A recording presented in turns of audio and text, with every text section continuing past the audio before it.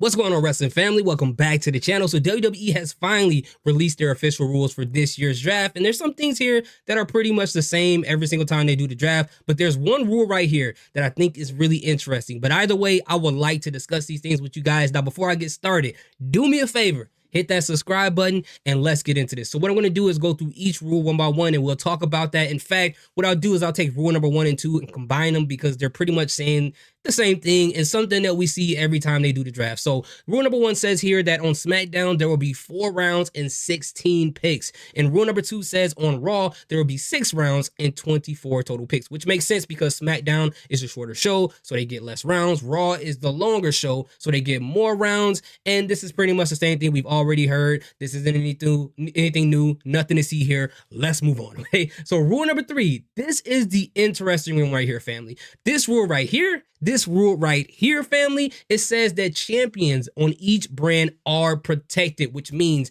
the wrestlers who's holding a title will stay on that prospective brand. And we're used to seeing any wrestler, title or not, be eligible for a draft. We just saw last year when Rhea Ripley just won that SmackDown Women's Championship belt off Charlotte Flair at WrestleMania 39, and then was drafted to Raw. Bianca Belair defended her title at that same WrestleMania, then drafted to SmackDown. Or if you want to go a little bit further back to one of the most pettiest things that we've seen in WWE, when Charlotte Flair and Becky Lynch had their title exchange. And if you don't remember what happened there, Becky Lynch was traded over to Raw.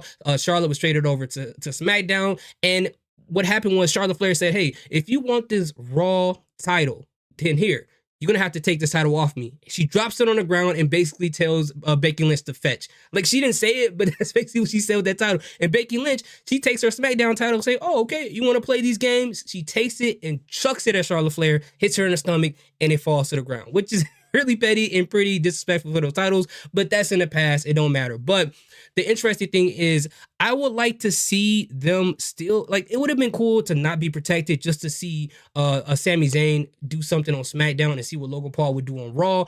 But again, it makes all the sense in the world to keep those titles protected. For one, you should keep it where they won that title for that brand. They should say, hey, if you want a title off of me, you got to come to my brand and try to take my title. Kind of like a king of the hill type of situation, which I think that makes all the sense in the world, because the best player on the team, like Patrick Mahomes just won the Super Bowl. You're not going to just trade him to a whole different team. Like, no, you're going to have to come and take the Super Bowl champion crown off me if you make it there and win it. So I think that works here. But also for record keeping, I think this makes sense, because as I said last year, when Bianca Belair and Rhea Ripley would switch to different brands, for some reason, they continue to hold the title of the brands they just came from.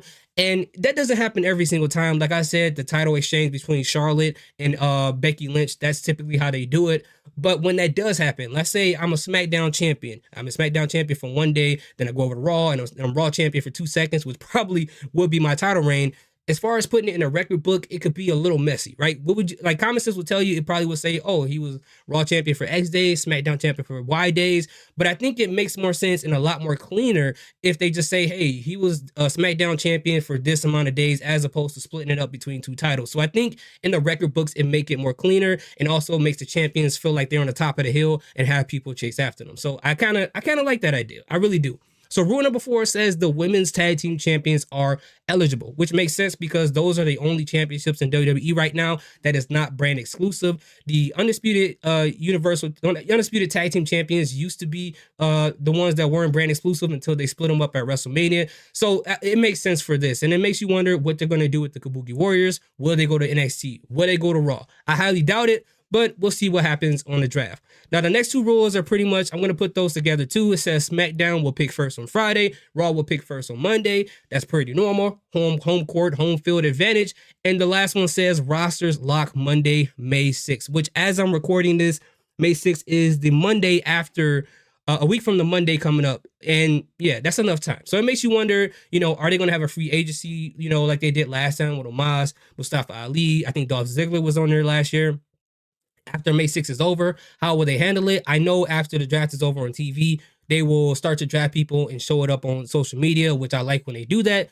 But, you know, everything here is pretty much the same except for the champions not being protected. Now, when I see all this, it's kind of messed up because I can't help but think about Cameron Grimes, Trevor Lee, however way you see him, because this would have been a perfect opportunity for him to go over to Raw and get a fresh opportunity and possibly save his position. But at the same time, he's talented. He will get on his feet. He will bounce back like most people do who are extremely talented when they leave WWE. We see Ember Moon or Athena. She's on her 300 days of Ring of Honor Women's Champion. We see what Mustafa Ali's doing right now. We see what Bryan Danielson just did at Dynasty. We see what Tony Storm is doing with that timeless Tony Storm gimmick, as well as being champion. So, you know, this is what I love about wrestling right now, is because a lot of these wrestlers, especially if they're super talented, they have an opportunity to call another place home and be successful there. So, you know, I know that's off topic, but let's get back to this.